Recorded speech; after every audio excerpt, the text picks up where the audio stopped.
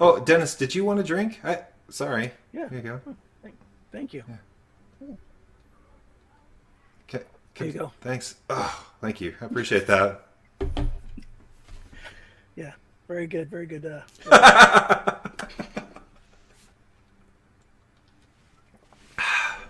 Refreshing. Very. Hey, Matt, are Christianity and science at odds? Neil deGrasse Tyson thinks so. Well, we're going to find out on this episode of What Comes Next with Matt and Dennis. Which? Not a sponsor. Yet. Awesome.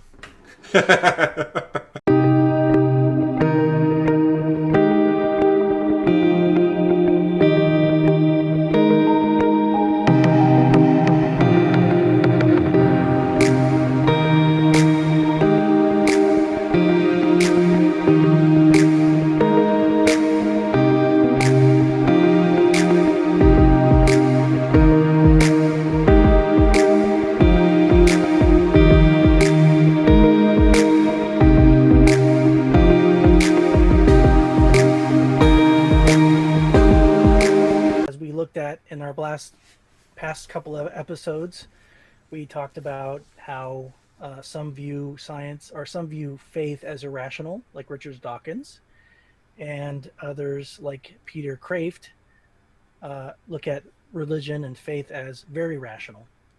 And I think you and I are both Christian theists, so I guess side on the side of Kraft. Yeah. Uh, I Yeah. think pretty substantially. But I wanted to explore more deeper this idea of science and uh, Christianity or theism as being incompatible, because I feel like there's a current movement, especially when you watch science programs. I think you brought up Neil deGrasse Tyson a couple of times. There's this sense of when you watch these popular science shows, especially by Neil deGrasse Tyson, where they seemed like everything was in the backwoods until atheistic scientists came on the scene and brought us into this new age of enlightenment and science, um, out of nowhere, it seems. And I wanted to explore a little bit about the origins of science in the Western world and of universities in particular as well, and go over a kind of give a step by step overview of how instead of Christianity or theism being anti science, responsible for and has encouraged and developed modern science. So instead of that scientific community coming out of nowhere on its own, they owe a great debt to the church and Christianity in particular for their existence. And so there's a couple of quotes I wanted to bring out, um, by Neil deGrasse Tyson. He said, um, I want to put on the table not why 85% of the members of the National Academy of Scientists reject God. I want to know why 15% of them don't. So for him, 85% of the scientists rejecting God is a no brainer. But his great quandary is why 15% are theists. He also says cited people cited violations of the First Amendment when a New Jersey school teacher asserted that evolution and the Big Bang are not scientific, and that Noah's Ark carried dinosaurs. This case is not about the need for a separation of church and state, it is about a need to separate ignorance, scientifically illiterate people from the ranks of teachers. Yeah. And one of my favorite quotes here is when asked about what scientists he'd like to meet, Neil deGrasse Tyson said, Isaac Newton. "No question, yeah, no question about it. The smartest person who ever walked the face of the earth. The man was connected to the universe in a spooky way. He discovered the laws of motion, the laws of gravity, the laws of optics. Then he turned 26. So those are, I think, a couple of interesting quotes by Neil deGrasse Tyson about what he thinks of religion and religious people. And I think a lot of people have seen his shows on Discovery Channel that he goes throughout the universe and talks about astrophysics and that sort of thing. Mhm. So he has a lot of influence, I think, in our popular culture regarding science. And I think you see here too, like Isaac Asimov, who's also a scientific writer. I think you look at Carl the guy Sagan. that the Big Bang, what's that? The theory of everything guy. What's his name? Stephen Hawking. Those guys are all ardent atheists who look negatively upon the church and specifically Christianity. So I just kind of want to talk to you about what I discovered in my research of this, and kind of get your thoughts on kind of some of the questions that I looked at and kind of some of the ideas I came across as I was investigating this. So my first question to you, Matthew, is could science have developed from the Greek world? So why did science that we see, modern science, I think pretty much in the last, 300, 400 years, we see a vast leap forward in science. Why didn't it happen in the Greek world? Why didn't advanced science happen then? Yeah. Why we observe the world. The science is about observation, about looking at the world the way it is, and why wouldn't a Greek like Aristotle? I mean, there's some scientists like Ptolemy, who would be like a father of science in that sort of sense, but and like Aristotle. But what do you think? I'm kind of going somewhere here, but when you look at the Greek world, what sort of worldviews would they have that would keep them from um, developing a natural science? I mean, they kind of did develop a natural science. You look at Aristotle. I mean, he not only made huge advancements in philosophy, but he also did biological sciences. I mean, he made super detailed drawings of aquatic life and things like that. Hmm. This sort of inference based on observation and the classification of species and things like that. I mean, that did happen in the Greek world. But they only got to a certain point. They didn't develop as we have scientifically. So Hmm. there's a certain thing that happened in the last 400 years that was in the way of like a Greek that would develop in natural sciences. And kind of what I'm trying to get at here is they also had a view that there are objects in the universe, like moons and planets and stars, had uh, self-conscious purposes. Is that the moon and the stars and the planets, they moved of their own will. It Hmm. wasn't that they were set in motion or that they had they had their own agency.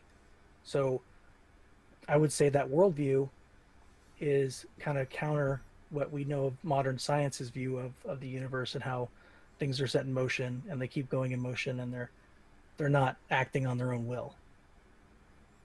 Oh, So sure. that I think that's what I think would keep a Greek from taking that next step when they would divorce the objects, especially in space, and that they would look at them as just created things, not independently um, conscious things. Okay. So what are you concluding from that? Sorry, I'm not. I'm concluding from that stalled their development of their scientific development because they basically were married to a worldview which gave conscious uh, purposes to inanimate objects or planets and stars and moons and stuff. So they couldn't separate those two realities, and so they would not develop like the law of motion that we see from Newton, or and those people, because they saw those objects as having wills of their own. You're saying this is the like a popular view among the Greeks? Because I mean, they're not. Yeah. I don't know that they all believe that, right? I mean, you have a where's Democritus from? Democritus. Yeah, he didn't believe in that. He was a materialist. Well, I'm saying like the overall Greek society in general, the one that birthed uh, philosophy and politics and that sort of thing. I don't know. I mean, I think that at least from the great philosophers of Greece, that I don't know what would have encumbered them from, if they had time to continue on to develop the natural sciences further. I don't know why they wouldn't be able to do that, given what they believe. I mean, even if they believed, even if Plato and Aristotle believed that the heavenly bodies moved of their own volition, um, I'm not sure why that would preclude them from from future investigation, rejecting that. Well, I'm just saying that given that they didn't they didn't reject that I would posit that movement towards a scientific, the modern science that we understand, it was a beginning, but it would be a stillbirth, because of those views kind of hampered their moving in that direction. Yeah, I don't know. Okay, go ahead. You can make your I'll get to case. my point. I'll make my case. See what Okay. it says. And I would also, because I'm looking at different societies in the world, different cultures. Hmm. So from the Greeks, we moved to the east, to the great Chinese civilization, and they also had advancements in science, like they invented paper, and they had a very elaborate calendar, and they did a lot of scientific advancements. But I think they too had a propensity to assign just purposes to heavenly bodies, like you said, Hmm. inanimate objects. And so I posit that that's also would constitute a stillbirth in terms of the development of a modern science. I'm not saying there's not elements of um, of scientific beginnings and scientific inclinations, but taking that inclination to the next level in terms of how we view the world and how looking at the world the way it is, which is what science attempts to do. I think that those inclinations were stifled by beliefs and motivations to look at that were they were stifled by their worldview that um, caused that development to, like I said, to have a stillbirth. Okay. I mean, I'd have to try to see the causal connections there. Well, I'm saying, just like, for example, the law of motion. If you look at if you look at heavenly bodies as independent and having conscious uh, purposes, and that's what you believe, that's your foundational belief, you're not going to develop a law of motion, because everything just moves on its own will.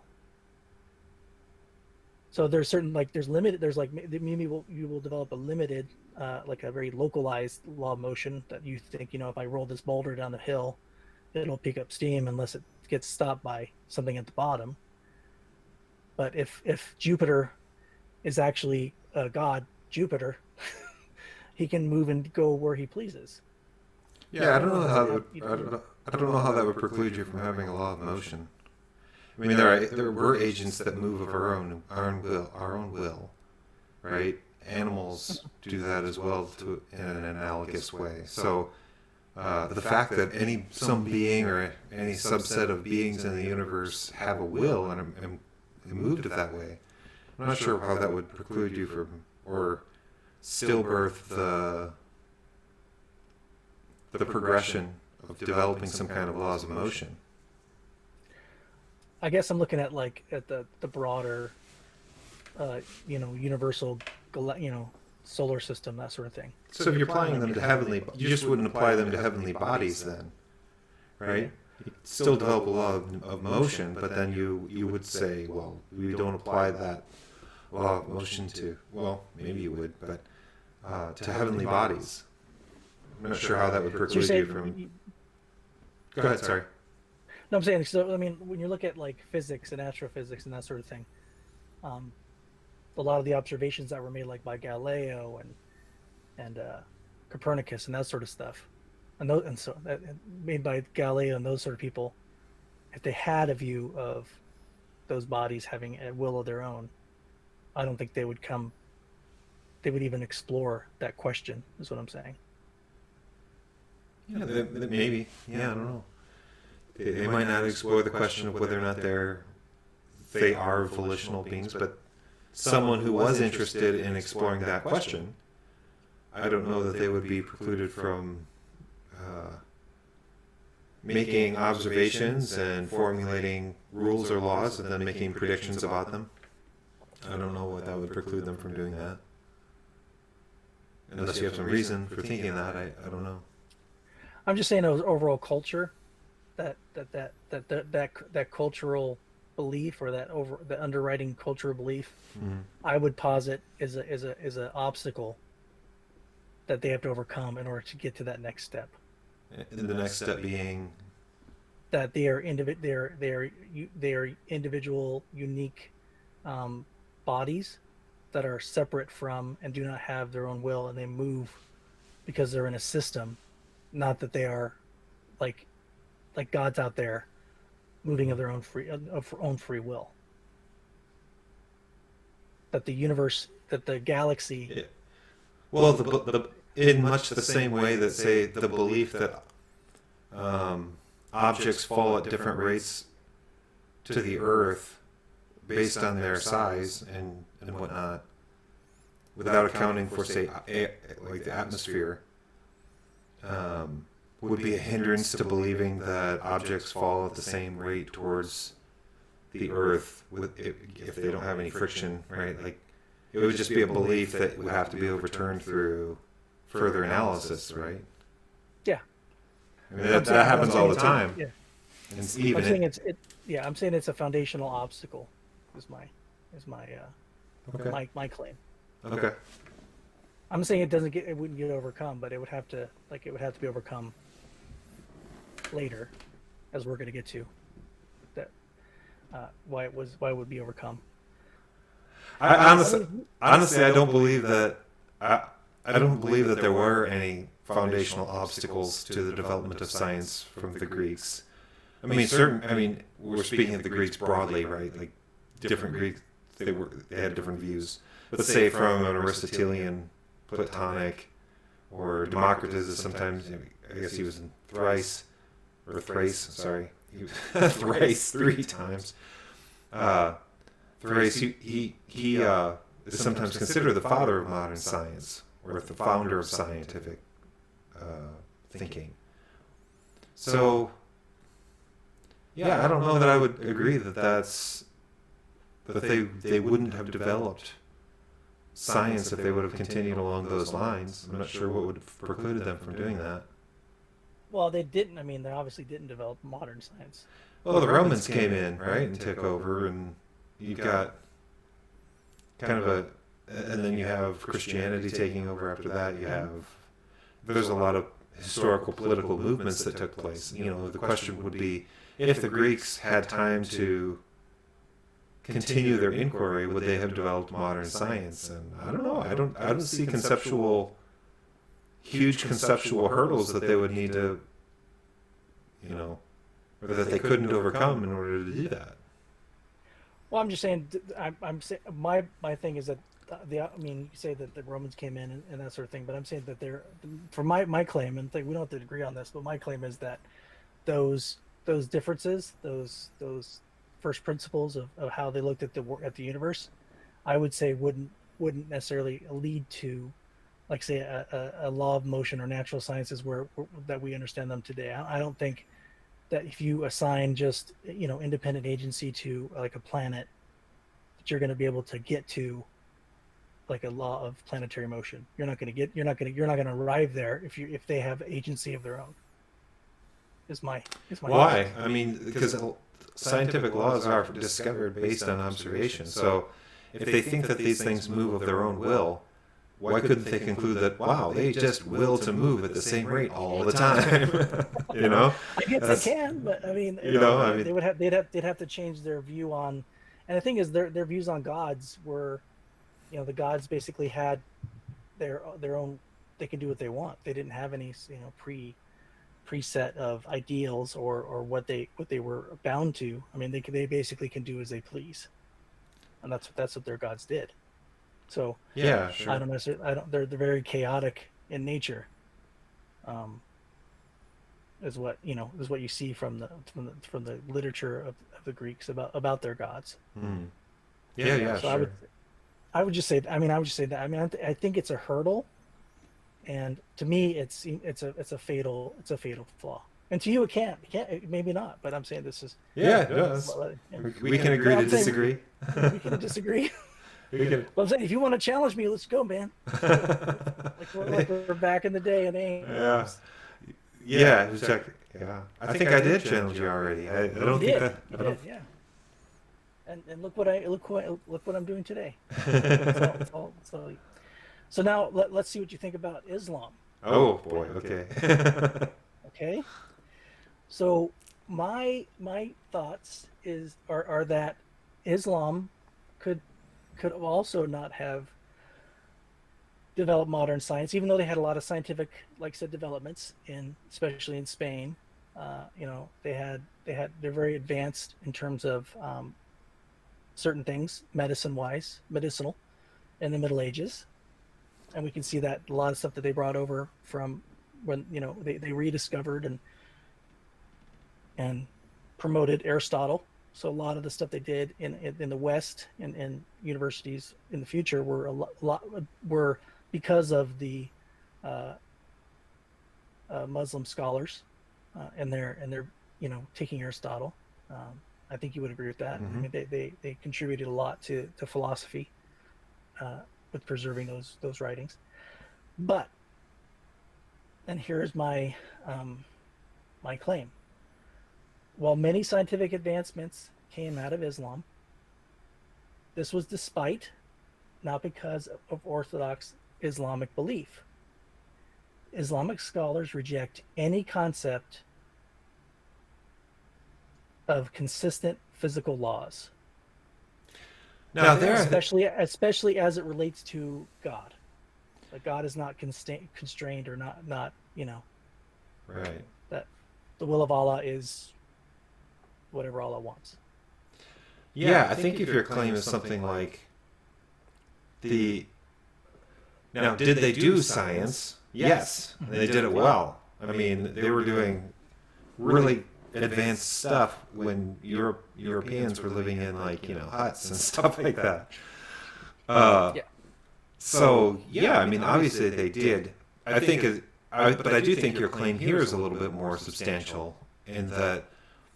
Well, is that consistent with Islamic theology? And I'm not versed enough to know the varieties of metaphysical positions regarding the Islamic views of God, but certainly if your view of God is purely voluntaristic and that the metaphysics of creation is such that it's like the world isn't governed by natural laws or by secondary agents, it's actually governed by Allah.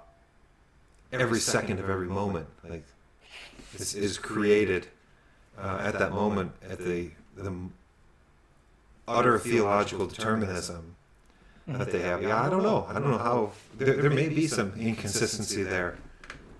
That I can see. I'm glad I got one. Well, I mean that's my view. I mean I think I could see an inconsistency there. I think at least certain strains of ancient Greek thought could have developed into natural science, and their metaphysics can support and handle the scientific method. But yeah, no, with Islam, I think, yeah, I could see that. It, Yeah. But I also want to say, because it didn't develop in ancient Greece, it's the burden's on you. Maybe I don't well, know. I'm no, just saying. no, no, I think you can make the question is right. What we're doing is we're comparing a conceptual framework for how that conceptual framework provides a context for doing the natural sciences. And in Islam, I think there are some worries about how their metaphysics conceptually makes sense of science, doing science, making predictions and from observations and inferences based on those observations. But I don't see anything in Aristotle, or even Plato per se, that would preclude someone conceptually from advancing in their scientific inquiry and elaborating on the scientific method and developing that, and parsing that out. It's not an argument from ignorance. It's an argument from the fact that there doesn't seem to be anything in their conceptual framework that would preclude it. Whereas in, say, Islam, I could at least potentially see that. Okay. Well, I think that when I share this on Facebook and on YouTube, I think I'm going to ask for a consensus or Yeah. opinions of others. Say who do you agree with? Sure. Yeah, Do do you it. agree with someone who's trained in history, or someone trained in philosophy? And we'll see see where they end up. See where. And the thing is, I think too. I'm going to follow up too on those videos and say, kind of flesh out a little bit more of what, because I like to explore this on its own, and just kind of have a discussion about it. Maybe not in the video per se, but um, through other means. So I think we can. I think it would be interesting to see where we go with this, because Okay. I think it's an interesting question. Yeah, yeah. Yeah. So yeah, definitely. But we'll see what the others have to say. Maybe it will motivate people to engage too. So that's good. So, it, So are, oh, so good. is No, go ahead. is what you're getting at that these views don't have the resources within the conceptual resources to advance the natural sciences, but Christianity does? Yes, Ah, okay. and that's what I'm getting to next. Okay. Why Christianity? Now, Christianity is based in the Judeo tradition, uh, and it provides the perfect environment for scientific inquiry to develop. And I used a verse here. I'm going to quote a verse from the Catholic Bible. I hope you don't mind. Please do. It's from the Book of Wisdom, 11:21. It says, God has ordered all things by measure, number, and weight. And in the Judeo Christian worldview, um, we don't look upon, you know, cosmic, them, um, heavenly bodies as independent beings. We looked upon those as things that are created by God and placed by God. And so our endeavor as creatures that are given intellect and desire and a hunger to know, God has given us that those abilities to discover and learn about His creation. Um, yeah, and so Christianity rejects an idea that objects like the moon, planet, and stars have conscious purpose or can think for themselves. Is basically my thesis here. Is that we are given a world, we're given a universe that is observable, and it is not. They're not gods that have wills of their own, and that God has given us an intellect and a will and desires to be able to explore that and to know what God has done. Is my basic thesis. Hmm. And this is the grounds for the natural sciences. Yes, Okay. and it's not just that's one part. One part is that of our basic worldview that Judaism and Christianity gave us regarding the natural world, that it's separate and that it's not, they don't have wills of their own, but that institutions of higher learning and also the church itself promoted and financed scientific exploration. So you have institutions of higher learning actually being created by the church to educate members of the church, like the University of Paris, like Oxford, for example.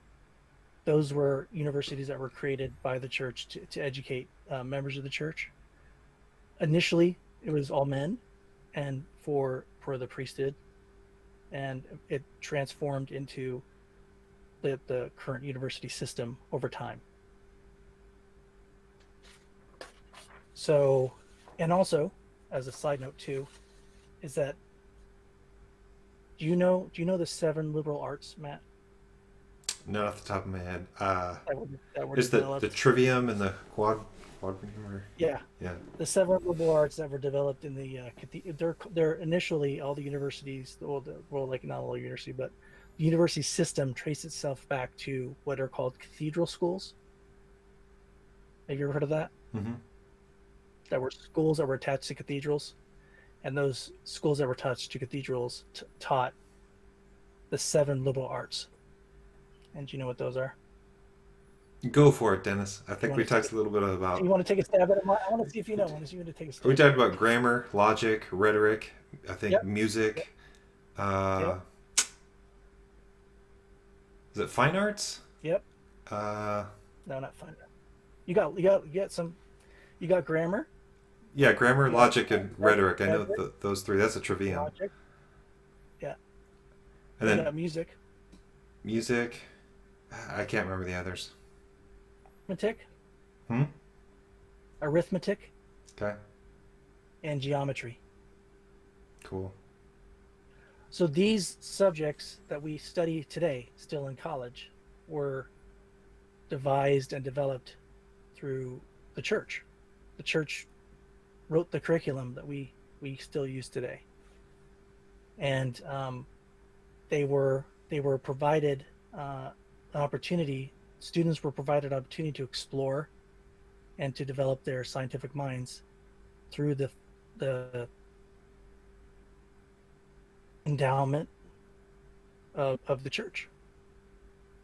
Just to list a few of the scientists that are Christian. Uh, you have Copernicus, you have Aristotle, you have Copernicus, you have Galileo, Isaac Newton. Aristotle's an honorary member. Yeah. Um, you have Mendel, who's the father of genetics. He was a Catholic priest, a monk, a abbot actually, of a monastery. Um,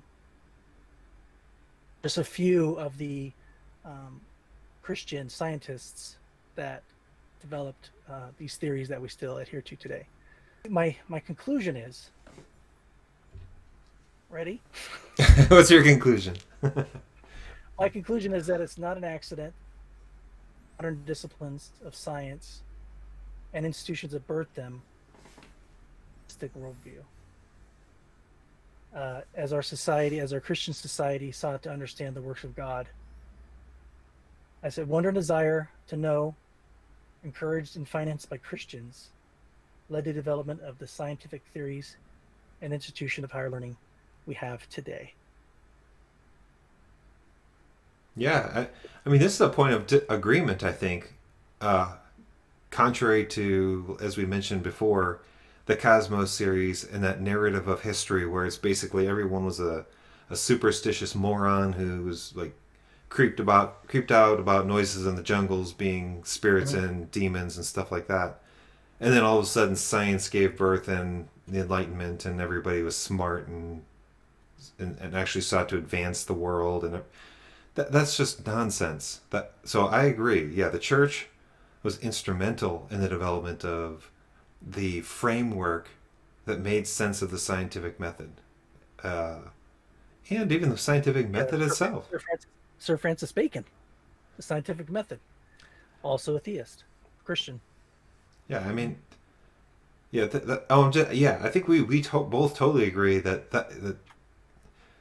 the narrative on the Cosmos series about the church and then the scientific development is just it's just disgusting. It's gross. And I think in that series he does talk about Galileo. I believe he does Hmm. mention Galileo's censure by the church, and you know Yep. him locked in a tower and unable to teach, and it seemed like very dramatic. You know Well, that. and just not a. I mean, it's very selective. It's fake news. It's just, Yeah, it's as if the church just didn't do science or think critically or reflectively about anything, rather than you can frame it that way, right? Like the church didn't think about anything. They weren't interested in hearing anything contrary to their opinions. It's like no, they actually argued about it. They debated about it, and this was a debate between the then reigning kind of authority mhm, on everything, Aristotle, versus him. It's like, well, yeah. Aristotle stood the test of time, so you're gonna have to convince us like that he's not right, along with certain I mean, biblical passages they used as well. And that in sorry. Anyway, go ahead. no, no, I know, I agree. I'm just saying that they were, they wanted to test his theories out. They wanted to have more, like you said, discussion, more evidence, you know, more information before they just went ahead and discarded 1,500 years of of of a theory. I think they Right. wanted to give um, as much. They wanted to be as thorough as possible. Not that they wanted to shut him up. Right. Yeah, and the narrative is just like the church just was this kind of insanely domineering organization that if you just diverted from them just an iota, like you were burned at the stake. It's like no, I mean that you have all sorts of debates going on through the entire history of the church, and sure they came to conclusions on things, but Mhm. there was also a lot of disagreement, and they tolerated it. That's where the notion of tolerance came from. Yeah, and I think It wasn't the Enlightenment that came up with the notion of tolerance. Good grief! and I think people mis kind of mistake a little bit the I guess the intolerance of dogma within the Catholic Church, that there are certain things that the Catholic Church believes, Hmm. and there's no disagreement, there's no discussion about these things that are laid down that are now established dogma. Hmm. The discussion's over. But in terms of science and in terms of like natural processes that we observe in the world, there's not dogma. There's not even doctrine. It's just discovery and theory. Hmm. Censure on theory, as long as that theory is given its uh, proper evaluation, and then if it's discovered that um, it seems to be true, then the church has no problem with promoting that. And I think I mentioned in one of our other discussions about evolution. Um, as a Catholic, I'm not bound to 7 day 7 day creation, and that evolution's wrong or it's evil. I'm not bound to reject evolution in any way. Hmm. As far as the goal of evolution is the, the, the production of man and woman, and that as Catholics we believe that the first humans were given a soul by God, and that soul is from God, and was not developed through an evolutionary process. But how you got to humans, that's up for debate. So as a Christian, I can believe as a Christian that God used evolution to bring about that Yeah, human. there's even Protestants that believe that. I mean, there's Protestants who believe in literal 6 day creation, that kind of stuff, but there's Protestants who believe in theistic evolution. Yeah, I mean it's it's like these guys, Neil deGrasse Tyson and those guys, read back into history the Scopes monkey trial. Mm-hmm. Like oh, all these Christians are basically the same in their thinking and sophistication as the folks involved in the Scopes trial, Mm-hmm. and that's a really terrible assumption to make. Yeah, I wonder if that's Yeah. part. Go ahead. Oh, good. I don't know, and I may be I'm a little bit speculating here because I'm not entirely sure what research they did or like what framework they're reading it through. But it kind of sounds like that when they give their narrative of history, is that that's what they're doing. Yeah, that we came out of the Dark Ages and through the Enlightenment, and then and also I think too, I don't think when I read the quote about Neil deGrasse Tyson wanting to meet Sir Isaac Newton, Hmm. um, and I think that Neil deGrasse Tyson would look at Sir Isaac Newton's theism as a huge hole in his intellectual acumen. Like I think he would see Hmm. that Isaac Newton was a byproduct of his and an alternative, and that if Isaac Newton lived today, obviously he'd be an atheist. Right, right. Yeah, he was brilliant despite his Christian Yeah, convictions, not because of them. Yeah. and I think a lot of those people, Stephen Hawking and those guys, I think they would any Christian I brought up, Galileo, Copernicus, uh, you know, Sir Francis Bacon, I think they would all pretty much have that same blanket statement about all those guys is that they would just be they're just a product of their time. Yeah, I, I could see them. I don't know if they would say that, but I could certainly see them saying something like that. I hope they wouldn't. I would hope they wouldn't be that uncharitable, but I think they tend to be that uncharitable.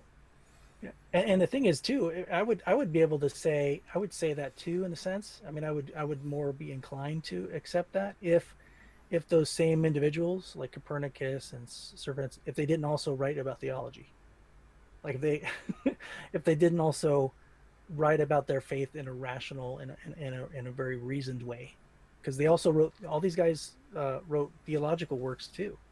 So it wasn't just they didn't just write about physics. They wrote about theology and how they what they thought about God and that sort of thing. So I don't think it was just culturally Christian. That's what I'm Hmm. saying. They were ardent Christians. Yeah, and yeah. So um yeah, I think and also I think too that we touched on it before, but the fact that they don't give credit where credit's due really bothers me Hmm. because I feel like they went to universities that were I mean, as I said, we can trace back the university system to the creation of cathedral schools that were created and funded by the church. So have higher institutions of learning. Um, the Catholic Church primarily um, funded those things, Hmm. and it just makes it they make it sound like things just happened like by magic. That things just these scientific theories were discovered. Well, who funded them? Who who educated the people that discovered these things? Hmm. Where's the chain of events that lead up to a Galileo or a Copernicus, or like I said, a first Sir Francis Bacon, or you know, or an Einstein. What's the chain of events that led up to that, and what role does Christianity play in all of that narrative? And I Yeah, would say it's a huge role. yeah. That's a good point because I think you're right. They do kind of portray it as that these guys are really largely just rebels to the church. That they kind of, even if they weren't raised completely independent of it, they were probably just kind of spiteful of it and then became these rebels and stood up against the monolithic church, and that's why they're heroes. And Mhm. it's yeah, my guess is it's a little bit more nuanced than that. Like, there was some Yeah. actual appreciation for the church, and Well, but even though to a I don't point know. where you have Neil deGrasse Tyson talking about Galileo in such a negative way, it's like at least have some appreciation for the history of where you're at. Like the fact that you're able to do these things and believe these things and think these things. There's a causal relationship historically of how we got to Neil deGrasse Tyson. Hmm. The fact that Neil deGrasse Tyson rejects God is because, obviously he doesn't see the evidence, but the fact that he's even at a point where he's researching this stuff and believing this stuff and reveling in all this wonderful things he's seeing in the universe is because help fund people that got him there. Hmm. Okay. So that's my big qualm. That's where I it's not fair, and it's Hmm. and aside from being uh, you know uh, ahistorical and Hmm. anachronistic, it's just uncharitable too. Hmm. I'm not honestly. I'm not a historian, so I'm doing my best to kind of. Yeah. I've looked into it a little bit, but not certainly not enough for me to speak authoritatively. Other than to say, from what little I have looked into it, Neil deGrasse Tyson's narrative of history, even from the little bit I've looked into it, is just off. Like it's very uncharitable, very Mm. very very one track. Seems like ideologically driven rather than historically derived. Yeah. You know. I think I totally agree with you 100%.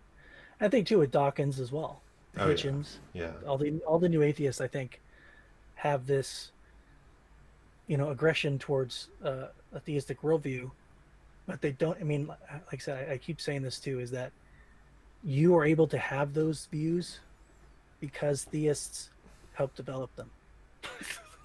you know, you just reject the cause of it all, and claim there's no evidence for it. But the fact that you're at that point is you owe a debt of gratitude To to the yeah, they're all to standing on theists. right. They're all standing on shoulders of giants in order to rebuke them. And there's some right. There's some like understandability to like look. They developed the things as far as they could, and then later people developed them further, and later people developed them further, so that you can look back and say, yeah, Aristotle wasn't right in his physics, but if you don't have respect for Aristotle, you're an idiot. Mhm. Or maybe Newton and his physics didn't account for certain things. But if you look back and say, "Oh, well, then Newton was an idiot," then you're the idiot. So yeah, no, I totally agree with that. There's very little respect for the shoulders that you're standing on when you criticize the people that've gone before you like that, and the church, and then to characterize the church as this total like backwoods hicks who just thought there were demons flying around doing Mhm. everything, and they're just all superstitious morons. Ugh, that's sickening. Yeah. Or the quote that he said, "I want to put on the table not why 85% of the members of the National Academy of Science reject God. I want to know why 15% of the National Academy don't." Like, don't you know that they basically, I think, are. I'm going to tell you right now, Neil deGrasse Tyson. The reason why they don't is because they are in line with the historical traditional view of science. They are inheritors of Galileo and Copernicus and Sir Francis Bacon. They're the true inheritors of those giants. Hmm. They're not rejecting and not looking down upon their forebears. So I think that they're more true scientists than someone like a Neil deGrasse Tyson. Hmm. Yeah, I kind of see. Boom! I just laid down the gauntlet on him. Yeah, I kind of I see those guys as more ideologues than. I mean, look, when you speak on your area of study, fine, but they speak a lot on areas that they're not experts in. It's like, well, then at that point, you know, I mean, you're trying to use your professorship to have the equal authority on all of those things. It's like that's illegitimate. Now, look at myself. I'm pontificating on issues, and I'm not really an authority on anything. But I'm not claiming to be right. I'm not claiming to be like Yeah. an authority in. I mean, I've studied more philosophy than history and that kind of stuff. Um, I'm claiming to be a layperson who is at least relatively well read, Hmm. and Oh, just you are. I op- agree. I think you are that. opining on these issues, right? Yeah. But I think those guys use their actual credentials and stuff in ways that I think are disturbing. Yeah, and it influences people to think improper. It gives them improper knowledge that they then buy wholesale because, oh, this is Neil deGrasse Tyson. He's on a TV show. I mean, I hate to say that people are simple enough to just buy wholesale what he's saying, Mm-hmm. but they are. I mean, there's some people who just accept what what the internet tells them or what the TV show tells them or whatever. They're that's where they're at. And Yeah. so he has a PhD or whatever he has. I mean, he knows certain things very well, and he's very articulate. Mm-hmm. So it's there's the rhetorical force behind his words because of what he does and what title he holds and who he's advising and what science board he's on. So those things all come with weight, and I think he would be okay with pushing someone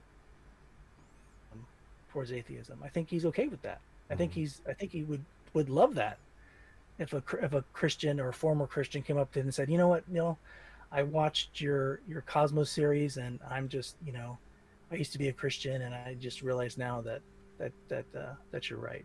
I think he would be like, man, that's a victory. Sure. I think he Sure. I think he'd be totally cool with that. Mm-hmm.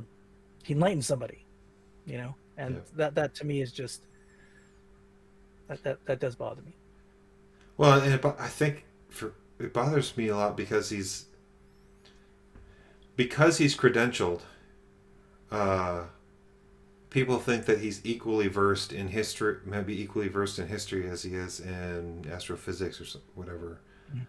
Yeah, Uh, and when you don't make that separation, you're trying to now leverage your authority and credentials to pontificate on matters that are more ideologically based rather than, and that just seems to be an abuse of his position. If he is going to do the Cosmos series and say those things, and I don't know actually who's writing that. I don't know if he has some historian in the background writing that history, but if he is, that yeah, seems that's scary. Like, yeah, uh, or if he's doing it, then he needs to say, "Look, this is how I see the narrative of the history of the church and the Enlightenment and the scientific discoveries after that. But I'm not really an expert in those areas. I'm just giving you my lay version of it." That would be at least an honest approach. yeah. Yeah, I agree. I think that should be a historical disclaimer. Yeah. Yeah. the, the views expressed here are not exactly historically accurate. They were the views of Neil deGrasse Tyson. Viewer Yeah. discretion advised. Right. I'm a layperson when it comes to history, but honestly, there were some historical points that I'm like, look, if you've read anybody who actually is a historian on these matters, it's like, I mean, maybe I shouldn't say anybody, but well-respected scholars on the topic, it's like that's not what they think. That's not how the narrative goes. Uh, Yeah. so I don't know. A well-read layperson in history may be able to refute his claims, even though he's a PhD in astrophysics, or I don't know exactly what his PhD's in, but I think it's astrophysics. yeah. So yeah, I mean, I'm not going to talk to him about that. I have no idea. He's the authority in that stuff, but Yeah, definitely. I wouldn't even go close to that. yeah, Say, hey, Neil, you go. That's your deal. right. But your history classes ended probably in your sophomore year in college. So back in back in Yeah. undergrad, Right. when you got your gen eds out of the way, Yeah. So, but yeah, uh, I wanted to quickly wrap this up, and we love C.S. Lewis, both you and I, and so I wanted to share a quote I found by C.S. Lewis on atheism that I think is wonderful. So, in the immortal words of C.S. Lewis, atheism turns out to be too simple. If the whole universe has no meaning, we should never have found out that it has no meaning. C.S. Lewis. A hush falls over the crowd. Yeah. So if it has no meaning, we should never have found out. But why? Why did we find out it has a meaning? Why would we even have that inclination to discover that? Hmm. Yeah, see, I love C.S. Lewis. Yeah, great communicator. Hmm. So, Matt, again, thank you for joining us, and I hope you have a good rest of your week. And this podcast, we're going to be talking about postmodernism. So, um, look forward to talking to you on that topic. And good week.